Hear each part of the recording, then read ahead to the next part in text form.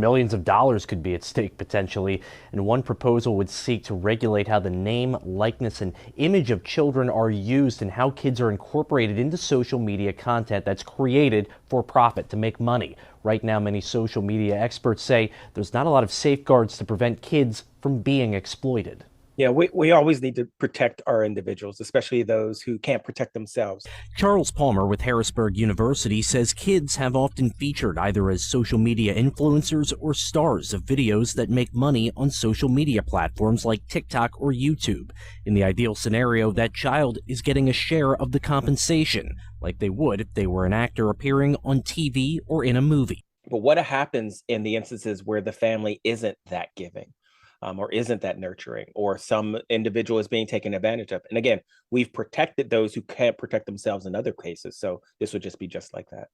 Obviously, there's someone behind the camera usually in these situations, especially. State Representative Torrin Ecker is drafting a bill that would add regulations to when a child's name, image, or license is used in a parent or guardian's social media content that makes money. They should be the one that sees the benefit there, not a family member, a parent. Ecker and Palmer both think regulations could help ensure kids are not being exploited from a work standpoint as well. What's a reasonable amount of time that 9-year-old should be sitting in front of a camera?